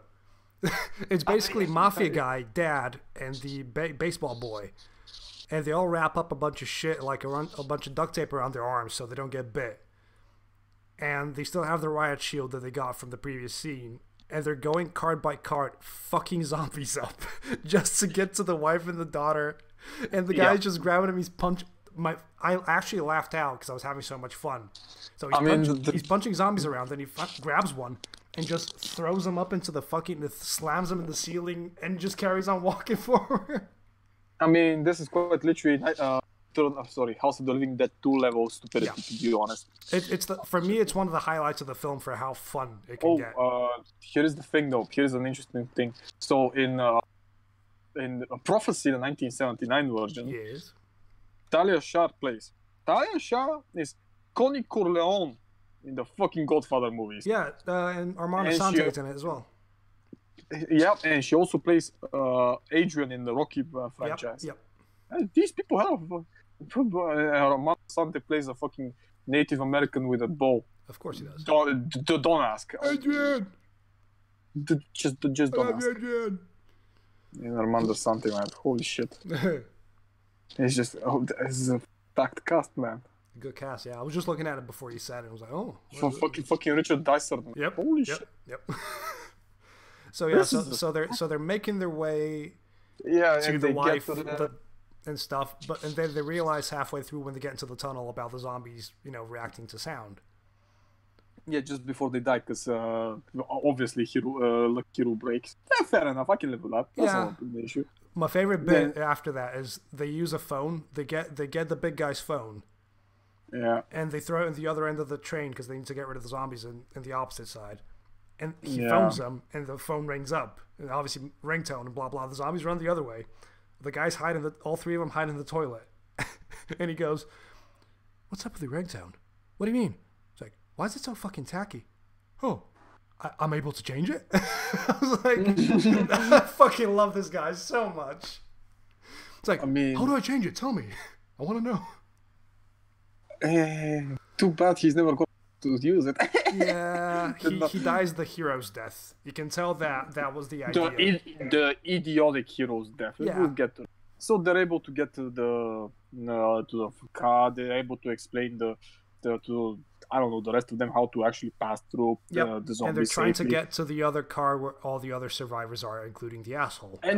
And they make a fatal fucking mistake because baseball guy phones up his soon-to-be girlfriend. Yeah, the girlfriend that said that they're meant to be, but he's very soon about it. Yeah. I mean, if I'd be like, I wouldn't say no. Oh wait, she's underage.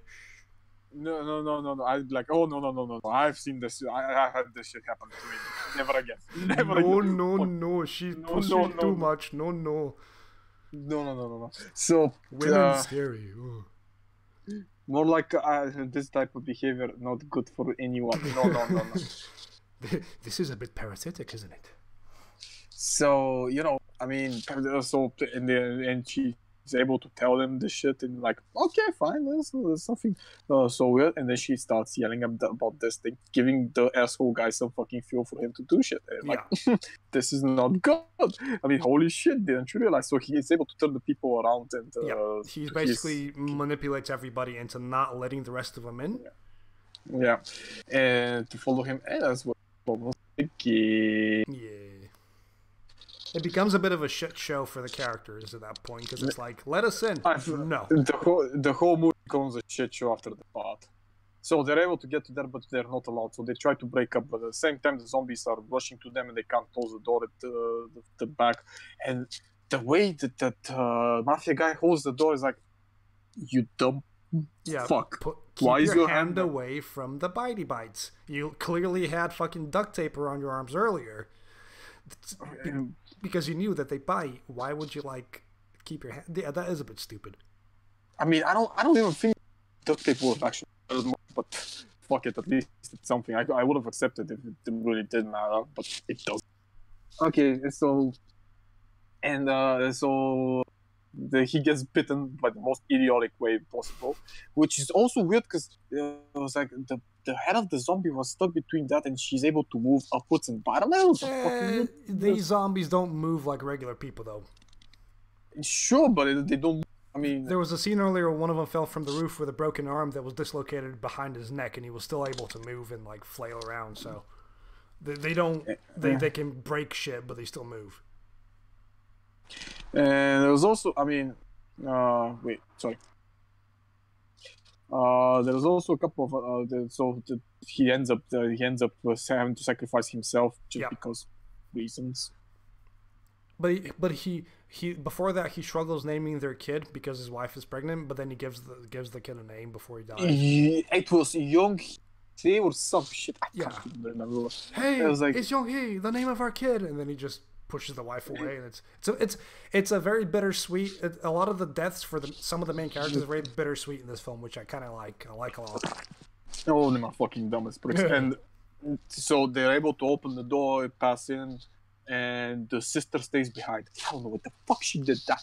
Because she stays behind that everybody time. No, she stays behind because we need a fucking reasoning for what's about to fucking happen next. True, that's also kind of contrived, but yes. Because literally, without that fucking death, none of the things would have happened the way they did. Literally, none of them. And her sister sees I don't know, let's go with the sacrificial stupidity that she did. And, you know, this begins with the problems. Because the mob is able to. Sorry, the mob makes them makes them go on the front car. They stand there, and at the same time, the other sister just opens the door because I don't know, grief. Let's go with grief. I don't even know. She says some stupid stuff like, "You always put everyone else." The other sister that basically goes, "This guy. If it wasn't for this guy and you being such a nice person, you could have been still alive. So I'm gonna sacrifice everybody for some reason." No one knows. It was more of a. I think it was more of a. That's something that would never happen in a Western film. It's more of an Eastern thing, I guess. But it was more like I clearly have nothing else to live for because you're not here, so I might as well not be alive. I mean, even that makes no fucking sense. For us, but I'm guessing for. Again, a lot of the things are very Korean in this film. It's a lot of Korean cinema is kind of like this. I don't even think that this shit will happen in a couple of other Western movies, and even then it made no sense. Because if I remember correctly, it was a Stephen King movie, The Langoliers. Oh, we don't talk about The Langoliers because The Langoliers is fucking retarded. The concept's good. The concept is great. A lot of the concepts for Stephen King films are really good, but the execution is absolutely horrible. Most of them. Scaring the little girl. Scaring the little girl. Please, just yeah. I mean, the movie was memed enough as it is. Yeah. But you know, okay, fine. I can at least appreciate. But it was there was the same problem there. It happened and it still made no sense because the way that those sacrifices work, it's just. I mean, I need some more explanations as to why the fuck this happened. It literally happened because we needed a continuation of the story. Yeah. That's not good. That's never good. So, you know, that shit happens, fine, whatever. So they sacrifice, and somehow the main bad guy is revealed, and the conductor, one of them, the guy in blue, he basically just becomes like a little bitch. Oh yeah, he becomes his bitch, and he's able to survive by them hiding in the bathroom. Yeah, him and the asshole hide in the bathroom.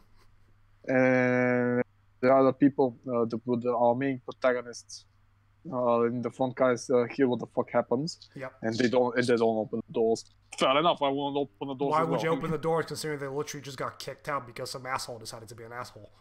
I also wouldn't open the doors. I'm not even gonna pretend like I am. Exactly. And then the big reveal happens that the main guy that we have, the company that he's working for, is actually responsible for the outbreak. Yeah, and you're like, oh look, it's fucking Umbrella Corporations. Whoa. Yeah, it's a little bit like Resident Evil-y, yeah. Oh, such a fucking reveal. Please kill me now. It was obvious, but it was still like for him, the way his character, like, he's kind of redeemed himself for his kid, and then all of a sudden it turns out it's all his fault. Kind of works really well for his character. No, it's not his fault because he wasn't there when the mistake happened. True, but he could have prevented the mistake had he been in work that day, but instead he decided to go with his kid to Busan. Wasn't he just what's the word for it? Tech guy? No, he was management. It's fucking management. He's higher management. He's in charge of his entire unit where he's at. That still makes no sense. The guy phones him up at the start when they first get on the train and says, "Do I go through with this because of this riot?" And he goes, "Yeah, just go through with it." And then if I'm guessing had he been there to actually see what's going on, he would have prevented it. That's why he goes through this little crisis that he goes through on the train. Because the thing, I'm pretty sure that shit doesn't work that way for a majority of reasons. True, but it just makes sense for his character because he's been fucking up and failing so much, and because listen, he's just dumb as bricks. He is dumb as bricks as well. But now that he finally sort of redeems himself to his kid and says, "I'm going to be with you forever," and then all of a sudden somebody goes, "By the way, this is kind of your fault for this whole fucking thing," and he's like, "Oh no, oh no, this is not good." Yeah, so and they end up in they didn't end up in Busan. They end up in Busan. They get on a train.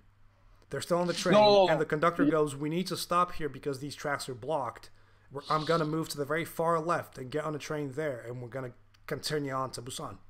And he was like far left, and the asshole hears and he sacrifices his little bitch to those zombies to get out. And like an absolute fucking idiot again. You can see why this guy's an idiot and he deserves to die. And in a Western film, he would have been dead 10 times by now.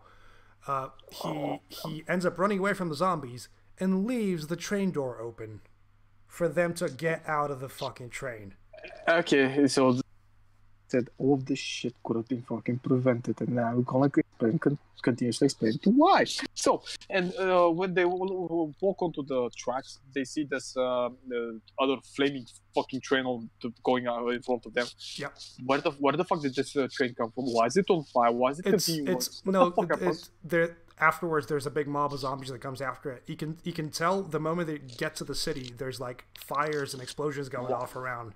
Why was this on fire? Why is it still moving? Why is it going for the opposite direction? Because they're in the fucking trail. What the fuck is... I mean, just no explanation. Yeah, that one comes out a bit out of nowhere, and I feel like they're just for spectacle. It's another reason for the next action segment that's gonna happen. Yeah. So they get separated to the train waifu and the kid with the bat, baseball boy. Baseball boy. They go they get separated from the guys and they can't help them, so they continue onwards. Yeah. Sorry. So they get through one of the trains. He's trying to open the door, and my God, they should have closed the fucking door. But the zombie goes up, and the guy goes. The main bad guy runs through, pushes the woman. The asshole basically goes, "Get out of my way, kid," and just shoves her into a zombie's mouth. And she because gets he left the door open behind him. The same asshole earlier going, "We should close the door so not to let anybody in." Then he goes, "Oh, I'm just on my own. Fuck it, I'll just run because I'm an asshole." So did these two, man. So the fuck did these two? Because this shit would have been fucking avoided. But then again, don't forget, these two are kids as well. And the only reason why the baseball boy survived so long is because he was with the adults and he was being told what to do. Like he broke down the moment they got to the car where all of his teammates were and they're all turned. That's fine. It's not. I mean, you should have expected this, but yeah, okay, I can understand that. That's what I mean. Like for a lot of these characters, the way they act kind of makes sense. It doesn't. This is fucking normal shit because he literally sees this shit done all the time. He knows that he's going through a fucking door and he knows that the zombies are locked and they can't get out. So even if they can't come out, they can lock the door and make sure that they can't come in. So he's a fucking idiot. I can understand why the reason why they why they go in the train to try and get out the other side because the path was blocked. So they tried to reconnect with the rest. So they go through the train. No, they wanted to go to the left because they couldn't help the rest. They were still carrying on, but the only way to go was to cut through the train. I mean, sure, but you needed to fucking close the door. That's also true. Shit. But I'm guessing it happened. I'm guessing that you can justify it. You can make the excuse of, it was so quick. It happened so fast. Oh, I cannot justify it at all. I cannot justify it. I cannot justify it because the two of them die. I mean, okay, they sure, die. He loses. It's very sad. He loses his trained wife when she turns on him. Okay, I think that he literally lost everyone he ever cared for in the span of no, I get that. That's fine. I mean, he's in emotional distress. There's nothing telling him what to do. Fine. Although the guy that continues running, the bad guy continues running, and he goes after the train that's going on to the left, which the conductor managed to go and secure for everybody to get on. Yeah, and the conductor goes down from the train to try and help him, and the guy fucking pushes him back and sacrifices him, which is one of the dumbest things you can do. Because how the fuck are you going to run a train when you can tell afterwards they show it that it's kind of pretty well labeled. It was like a gas forward, gas back, and brakes. It wasn't that much. I'm pretty sure that this shit isn't exactly as easy. I know, I get it, but also the conductor sort of set it up on its own because you can see him at the start clicking buttons to actually get it to go to Busan. Because then if he's able to get off the fucking cart and go back on it, he's obviously set it up in a way that it's going the place where it's going. And they go on an older machine. Let's go with an older machine, which fair enough. And we cut off to our main people who are still alive, and they're in this. They're in between the burnt up train and one that collapsed right on top of it. Yeah, and there's a lot of zombies there that try to get at them. And there's the homeless guy, the pregnant woman who's bitchy, and the girl and the main guy. So the main guy is able to get out of by going under the train, but it gets blocked for some reason. I can't remember why. The thing falls from the top of the train. Yeah, it's like part of a big wheel. Something happened, and to get out at the same time, the zombies break out. So the homeless guy dies a heroic death. Yep. So I was expected this at this point. Let the homeless guy get a redemption because all he's been doing the whole film is trying to help people, even though he's been whimpering at the start. He was and fucking shit up because when they were trying to he triggers the bit where he steps on the can and you just think, oh, they're finally oh, for fuck's sake. And he literally just killed the mafia guy. Yeah, it's because of him that the whole thing happened. Yeah, so obviously he feels responsible. Fair enough. That's why he does it. That's why he jumps in to sacrifice himself. And he should. He sacrificed himself, dies at the heroic death, saves the pregnant woman and the child, and they start running after a running train. And this is when the movie fucking lost me because they were trying to tell me that a pregnant woman that's 9 months was it or 8? She's very in a very advanced pregnancy. Yeah, close to delivery. She's very close to delivery. He's able to run as fast as a fucking train. What? I mean, she was climbing up on the fucking on the tiny luggage compartment earlier in the train. That's a no. Sorry, you've just turned into a robot. So that's a big fucking no. That's never gonna happen. Nope, you're still a robot. Okay, something going on here. What's going on here? Let's have a look-see. Say something now. Yeah, it should be fine. There we go. So that's never gonna happen. Ever gonna happen. She's never gonna be even close to getting to that train. she's dead, she's gone. But you know, she has to survive because she's a pregnant woman, and not many movies go. And it's I'm guessing that's another Eastern sensibility, because if this was any other film, she would if it was a Western film, she would either be the first to die or the very last to die. Which in this case, she's like the beacon of hope for the film, sort of.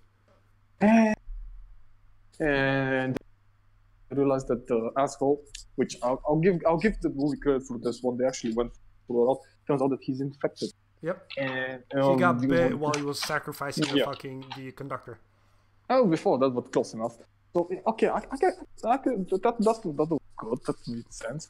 But this further problems with that team begin. Now before that, the zombies for another World War Z stunt, and they climb together and they do the human mount thing to try and stop the train. That wasn't a bad looking effect though. It definitely looked better than World War Z. It looked equally as bad. No, but what I'm saying is the budget on this one isn't that high, and a lot of the crowd shots are either real crowds or there's very little CGI to enhance it, and it looks way, way better. Damn. Like, the movie itself looks really good. And the thing is, like, when they grab hold of the guy literally goes and stomps on the fucking hand, fair enough. But one person is able to dislodge, and all of them fucking dislodge from it. It's because it's the same as getting out of a moving car. You're gonna fall like an idiot. Doesn't matter where you are. Oh, but there's plenty of fucking zombies there. No, but it was only like 2 of them clambering on, while the rest of them were hanging on to the crowd. So the moment the one disconnects from the very top, it's just physics. I mean, it's not even physics, because you got one more, and they're moving upwards, and they're getting more and more. Somehow this is able to slow down drama, the train. Okay? It's drama. Oh yeah, the fucking melodrama. Oh, we'll get to that one. You'll get to that one. So they're able to dislodge the fucking things. I mean, he uses his legs, which fair enough, but he does it in a very pussy-like way. Yeah, because he's a coward. Still, after everything, he's still a bit of a coward. No, he isn't. He already for redemption and understanding, especially when the guy dies and he says like, "Take care of my wife," and he's like, "Yes." Yes. I was like, he gets his responsibilities straight. He behaves like a human being. He's there helping all people around him. He gets his shit together. He has his fucking he's got his arc. Not yet though. Not all of it, because fuck you, Korean dramas don't work that way. You don't have a catharsistical moment if you don't have like 50 fucking seasons. True. By the way, move your microphone a bit away from your shirt, because it keeps rubbing against the shirt. So, you know, and see, this is where the movie goes into fucking the shark territory. So they find that the asshole is bitten, and he's still fucking sane enough for him to talk. Okay, no, they show it earlier with when the mafia guy gets infected as well, that it takes him a second before they actually lose it completely. I mean, it's more like the zombie outbreak doesn't have any consistent rules. Either you turn immediately, or you don't turn immediately, or for you to have some fucking melodramatic moment, and this is definitely in a melodramatic way. Yeah. Because that's how this shit goes. So, you know, I can live with that technically, but no, I can't. Because now you learn that he only wanted to go to his mother in Busan that lives in, I don't know, some apartment complex somewhere in Busan. Before he can finish off the address, he realizes he's infected. No. Our guy tells him, you're infected. No, I can't. Then he looks at the window. He's like, oh my god, I'm fucking infected. And he proceeds to attack them. Yep. And he turns into full infected. And this is where the movie turns into fucking retardation incarnate. So the main guy spent the last fucking... Yeah, let's go with 2 hours. Yeah, but it's if you think about it, he's tired. He's tired. Tired does not mean mentally retarded. Yeah, true. Come on. So, and he proceeds to get bitten in the most dumb way I've seen in a while. This is House of the Dead 2, which was a fucking comedy movie. Mind you, it was not meant to be taken seriously. None of them acted seriously throughout the whole movie. They just had fun. But no, here it's supposed to be a serious movie, a character-driven drama with horror elements to it. Wow. And he proceeds to get... I'm gonna go with... he gets a bitch bite. I wanted to go with Koreanized, but no. If there is a better term, I'll probably come up with it at some other point of time, but not now. So he gets he gets bitten, and he's like, shit, I have some type of tonight. Or he falls in the way. You just turned into a robot again. Hold up, you're a robot. You're a robot. You're a robot. The whole fucking movie is fucking stupid, and that scene cements it. That whole fucking fight scene cements how dumb the movie. It's dumb as bricks. So, I still like it. And they go into the side that he goes like break stuff, do goes to the daughter, says sorry, your birthday so shit, bye, love you, don't beat yourself up. And then he closes the door behind him, and his daughter starts yelling, and he starts crying, and he starts yelling, and he starts crying, and this is like 15 fucking minutes of my life spent watching this shit going. Then he falls himself off before he turns into a zombie. Yep. And I'm like, that's the very Korean melodrama bit. Please fucking end. It's very melodramatic at that point. End it, but no, it doesn't. So, these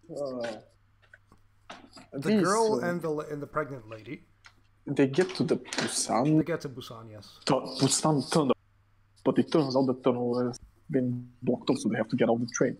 And they start walking inside, and it's like they see the dead bodies. They see the apparently a lot of carnage has gone down. Yeah.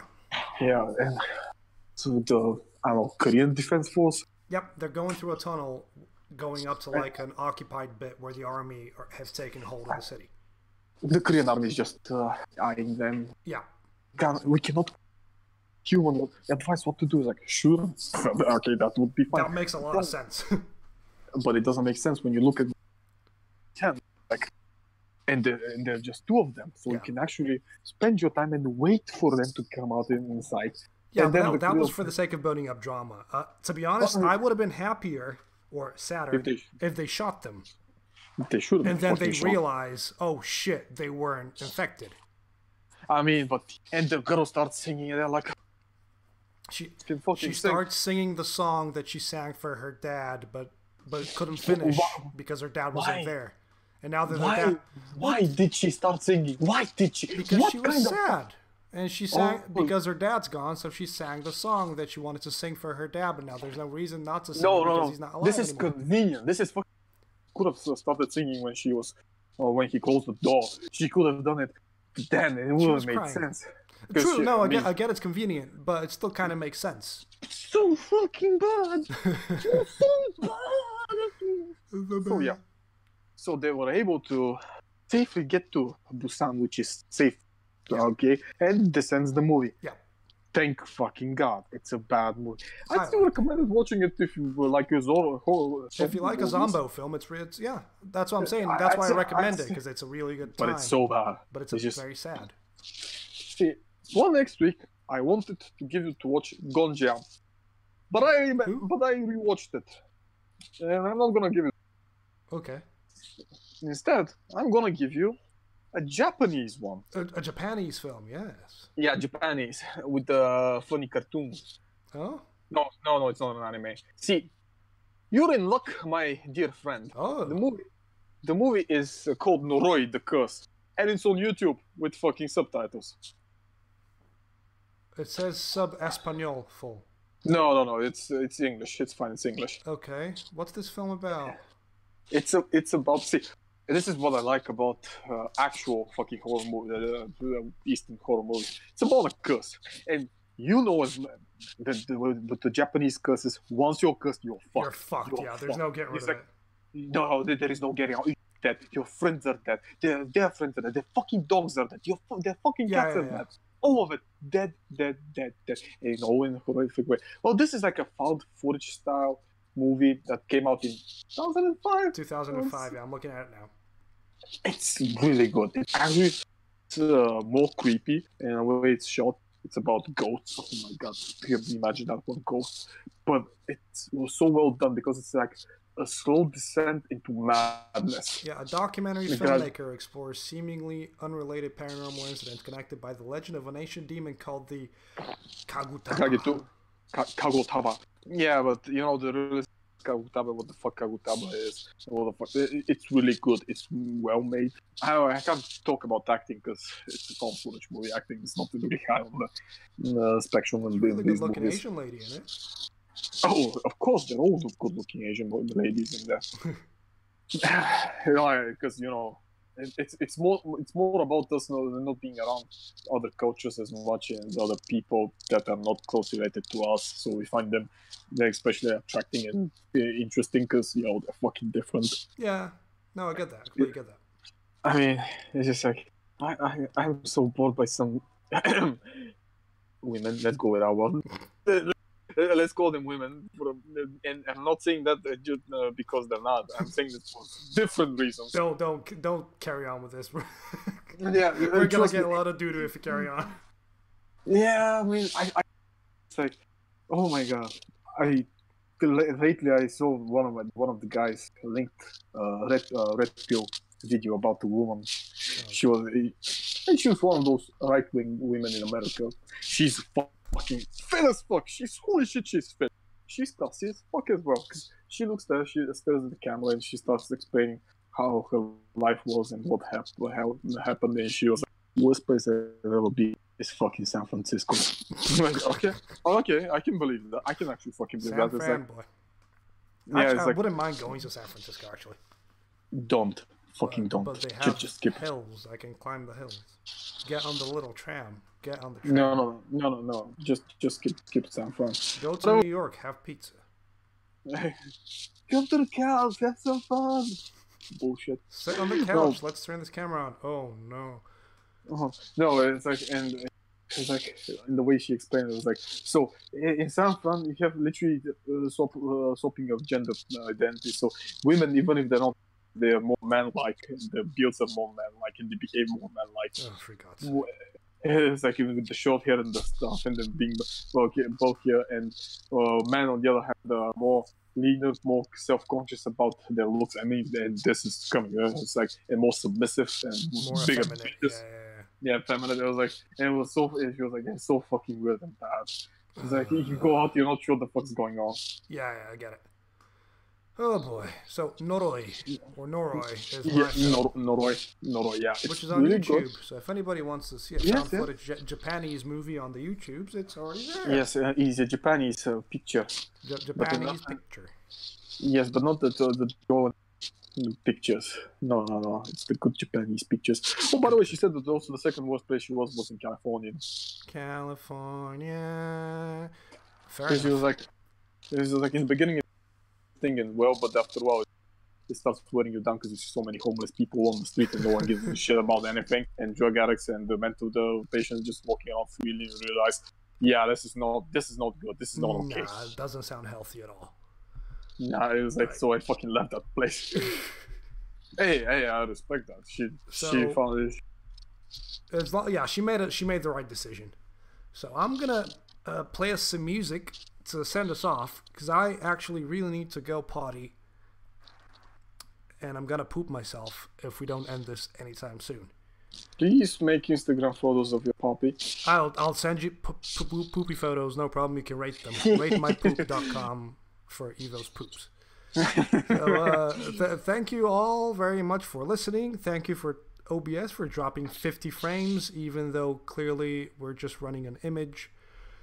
I'm just hoping the final recording is fine. So thank you all very much. This has been episode 14 of the Voices from Behind podcast. I have been Evo. Who have you been? You've been Evo also.